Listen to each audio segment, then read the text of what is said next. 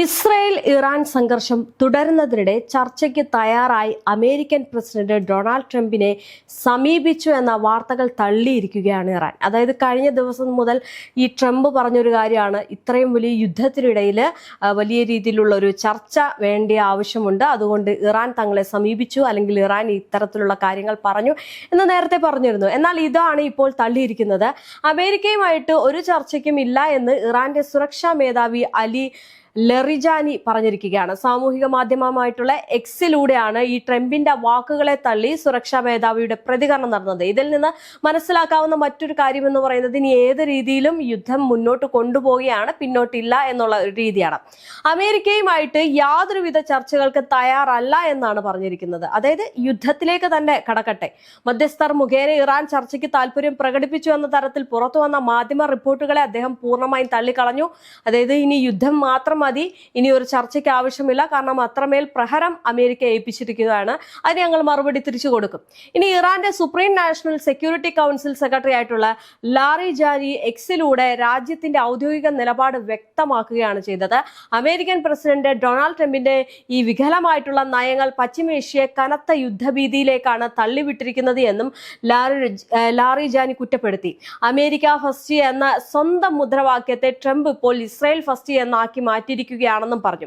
ഇനി ഇസ്രായേലിന്റെ അധികാര മോഹങ്ങൾക്കായിട്ട് അമേരിക്കൻ സൈനികരെ അദ്ദേഹം കുരുതി കൊടുക്കുകയാണെന്നും വാദിക്കുകയുണ്ടായി. അതായത് ആഞ്ഞടിച്ചുകൊണ്ടാണ് പറഞ്ഞത്. കൊല്ലപ്പെട്ട പരമോന്നത നേതാവ് അയത്തുള്ള അലി ഖമേനിയുടെ വലം കൈയും പ്രധാന ഉപദേഷ്ടാവുമായിട്ടുള്ള ലാറി ഇറാൻ ഒരിക്കലും യുദ്ധത്തിന് തുടക്കമിട്ടിട്ടില്ലെന്നും എന്നാൽ അധിനിവേശത്തെ ശക്തമായിട്ട് നേരിടുമെന്നും വ്യക്തമാക്കി. അതായത് ഈ നേരത്തെ പറഞ്ഞതുപോലെ തന്നെ മരണപ്പെട്ട അല്ലെങ്കിൽ ഈ പരമോന്നത നേതാവായിട്ടുള്ള അയത്തുള്ള അലി ഖമേനി പറഞ്ഞൊരു കാര്യമുണ്ട്, ഞങ്ങൾ യുദ്ധം തുടങ്ങിയിട്ടില്ല, നിങ്ങളാണ് യുദ്ധം തുടങ്ങിയത്, പക്ഷെ അത് അവസാനിപ്പിക്കുന്നത് ഞങ്ങളായിരിക്കും. പക്ഷെ ഇത്രയേറെ പ്രഹരമുണ്ടായിട്ടും അല്ലെങ്കിൽ ഈ ഇസ്രയേലും ഇറാനും സംയുക്തമായിട്ടൊരു ആക്രമണം നടത്തിയിട്ടും ഈ പറയുന്ന ഇറാന് യാതൊരു തരത്തിലുള്ള ഒരു നഷ്ടങ്ങളോ അല്ലെങ്കിൽ ഒരു തകർച്ചയോ ഉണ്ടായിട്ടില്ല. അവർ തളർന്നിട്ടില്ല, അവർ തിരിച്ചടിക്കുന്നത് വലിയ രീതിയിൽ തന്നെയാണ്. ഇപ്പോൾ അയത്തുള്ള അലി ഖമേനി ഉണ്ടായിരുന്നിട്ടും അല്ലെങ്കിൽ ഇപ്പോൾ നിലവിൽ അദ്ദേഹം മരണപ്പെട്ടു, പക്ഷേ എങ്കിൽ പോലും വലിയ രീതിയിലുള്ള ഒരു ഉണർവ് ആ ജനങ്ങളിലേക്ക് അദ്ദേഹത്തിന് കൊടുക്കാൻ സാധിച്ചു. കാരണം ഉണ്ടായ സമയത്തും അദ്ദേഹം ആ ജനങ്ങളോടൊപ്പം നടുവിലായിരുന്നു. അവരെവിടെയാണോ സാധാരണ അവിടുത്തെ ജനങ്ങൾ എവിടെയാണോ താമസിച്ചിരുന്നത് അവർക്കിടയിലായിരുന്നു ഉണ്ടായിരുന്നത്. മരണപ്പെടുമ്പോഴും അവർക്കിടയിലാണ്. അതായത് എങ്ങും ഓടിപ്പോയി ഒളിക്കുകയോ അല്ലെങ്കിൽ ബങ്കറിനുള്ളിൽ കയറുകയോ ഇല്ല. കാരണം അവിടുത്തെ ജനങ്ങൾക്കൊപ്പം. അതിൽ നിന്ന് അദ്ദേഹം മനസ്സിലാക്കി കൊടുക്കുന്ന ഒറ്റയൊരു കാര്യമേ ഉള്ളൂ, അതായത് ഈ യുദ്ധം നടക്കുമ്പോഴും അല്ലെങ്കിൽ ഇനി എന്തൊക്കെ വന്നാലും ശരി തന്നെ നമ്മൾ പിന്നോട്ടില്ല, നമ്മളുടെ ഈ ഒരു രീതിയിലേക്ക് പോകും, അതിലെല്ലാവരും അടിയുറച്ച് വിശ്വസിക്കണം, അതിന്റെ ഒരു ഭാഗമായിട്ടാണ് നിൽക്കുന്നത് എന്നുള്ളതൊക്കെ തന്നെയാണ്. എന്തായാലും അമേരിക്കൻ സൈനികരുടെ ഈ ജീവഹാനിയിൽ ഇപ്പോൾ ഭയക്കുന്ന ട്രംപ് തന്നെയാണ് അല്ലെങ്കിൽ മേഖലയിൽ ഒരു അശാന്തി വിതയ്ക്കുന്നത് എന്നും അദ്ദേഹം കൂട്ടിച്ചേർത്തു. ഇനി ഇറാനും അമേരിക്കയും തമ്മിലുള്ള ബന്ധം കൂടുതൽ വഷളാകുന്നതിന്റെ സൂചനയാണ് ഈ ലാറിജാനിയുടെ ഈ ഒരു കടുത്ത പരാമർശങ്ങൾ വെളിപ്പെടുത്തുന്നത്.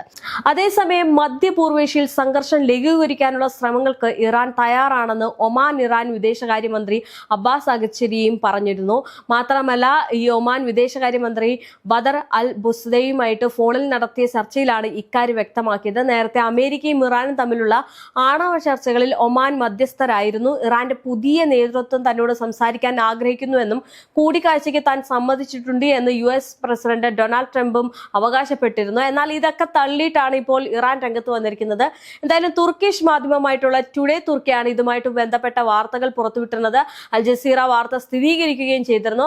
അവർക്ക് സംസാരിക്കാൻ ആഗ്രഹമുണ്ട്, ഞാൻ സംസാരിക്കാൻ സമ്മതിച്ചു എന്ന രീതിയിലായിരുന്നു വാർത്തകൾ വന്നിരുന്നത്.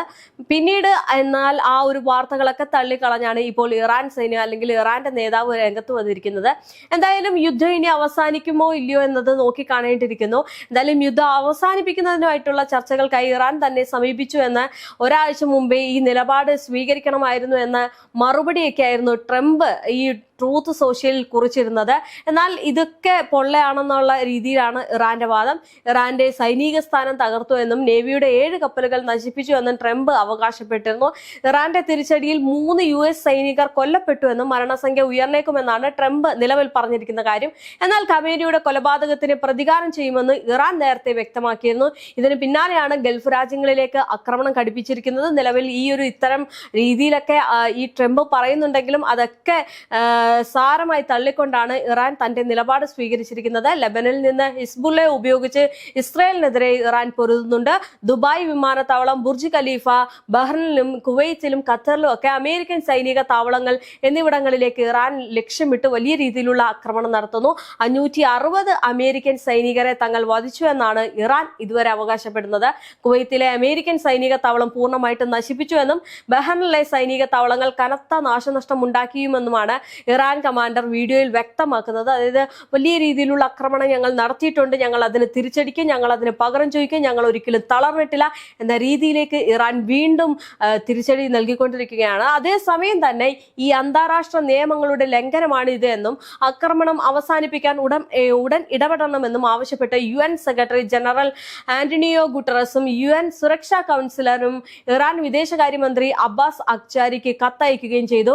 ഈ രാഷ്ട്രങ്ങൾക്കിടയിൽ നിലനിൽക്കുന്ന അടിസ്ഥാന മൂലങ്ങളെ ബാധിക്കുന്ന ഒരു അപകടകരമായിട്ടുള്ള നീക്കമാണ് അമേരിക്കയും ഇസ്രയേലും ഇപ്പോൾ നടത്തുന്നത്.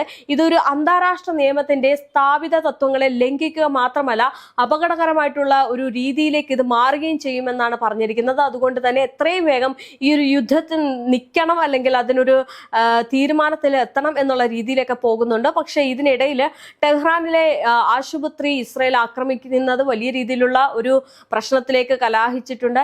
ഇനി കനത്ത നഷ്ടമാണ് അവിടെ ഉണ്ടായിരിക്കുന്നത്. ആശുപത്രികളെ ആക്രമിക്കാനുള്ള നീക്കം അപലപനീയമാണെന്നും ആശുപത്രികൾ അടക്കമുള്ള സ്ഥലങ്ങളെ ആക്രമണത്തിൽ നിന്ന് ഒഴിവാക്കണമെന്നും ലോകാരോഗ്യ സംഘടന അഭ്യർത്ഥിക്കുകയും ചെയ്തിട്ടുണ്ട്. എന്തായാലും ട്രംപിന്റെ നിലപാട് ഇറാനുമായിട്ടുള്ള സൈനിക സംഘർഷം എത്ര കാലം നീണ്ടു നിൽക്കുമെന്ന കാര്യത്തിൽ ആദ്യമായിട്ട് ഒരു വ്യക്തത വരുത്തി US പ്രസിഡന്റ് ഡൊണാൾഡ് ട്രംപ് രംഗത്തെത്തിയിരുന്നു.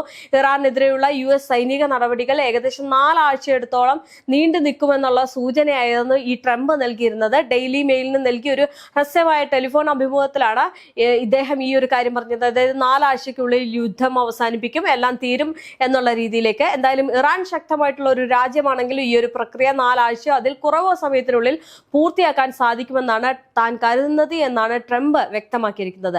നിലവിൽ ഇത്തരം കാര്യങ്ങൾ നടക്കുമ്പോഴും വലിയ രീതിയിലുള്ള, അതായത് നേരത്തെ പറഞ്ഞതുപോലെ തന്നെ ഇനിയിപ്പോ ഇറാന് മറ്റാരെയും നോക്കേണ്ട ഒരു ആവശ്യമില്ല, ഇറാൻ എന്തിന് ഭയക്കുന്നു എന്നൊക്കെ പലരും പറയുന്നുണ്ട്. പക്ഷെ അത്തരം ഭയങ്ങളോ അല്ലെങ്കിൽ പേടികളോ ഒന്നും ഇറാനില്ല. എന്തായാലും ഇറാൻ പൂർണ്ണമായിട്ടൊരു കളത്തിലേക്ക് ഇറങ്ങി കഴിഞ്ഞിരിക്കുന്നു. വലിയ രീതിയിലുള്ള, അതായത് ഈ പറയുന്ന അമേരിക്കയുടെ എയർബേസുകൾ പല രാജ്യങ്ങളിൽ, ഗൾഫ് രാജ്യങ്ങൾ ഉൾപ്പെടെയുള്ള പല ഇടങ്ങളിലും ഈ അമേരിക്കയെ തീർക്കുക അല്ലെങ്കിൽ അമേരിക്കയ്ക്ക് വലിയ പ്രഹരം ഏൽപ്പിക്കുക എന്നുള്ള രീതിയിലേക്ക് ആക്രമണം അഴിച്ചുവിടുന്ന ഒരു സാഹചര്യമാണ് ഇറാന്റെ ഭാഗത്തുനിന്നുണ്ടാവുന്നത്.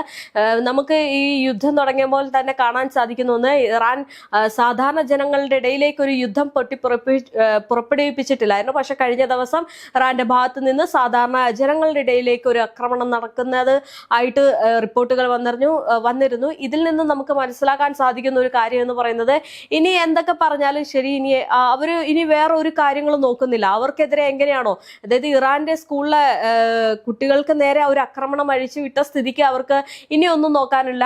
ഈ ഇസ്രായേലിലെ എവിടെ വേണമെങ്കിലും അവർക്ക് ആക്രമണം നടത്താം എന്നുള്ള ഒരു രീതിയിലേക്ക് ഇറാൻ മാറിക്കഴിഞ്ഞിരിക്കുന്നു. അവരുടെ ഹൃദയം അത്രത്തോളം കഠിനമായിരിക്കുന്നു.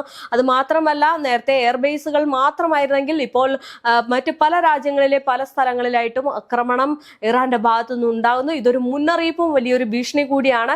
എന്തായാലും ഈ യുദ്ധം 4 ആഴ്ച കൊണ്ട് അവസാനിക്കുമോ എന്നത് നമുക്ക് നോക്കിയിരുന്ന് കാണാം. കാരണം അത്രത്തോളം വലിയ രീതിയിലുള്ള ഒരു ആക്രമണത്തിലേക്ക് ഇറാനും ഇസ്രയേലും മാറിക്കഴിഞ്ഞിരിക്കുകയാണ്. ഇറാൻ ഇനി പിന്നോട്ടില്ല, അത് അവസാനിപ്പിക്കുന്നത് ഇറാൻ ആണെന്നുള്ള രീതിയിലേക്ക് കാര്യങ്ങൾ പോയി കഴിഞ്ഞിട്ടുണ്ട്.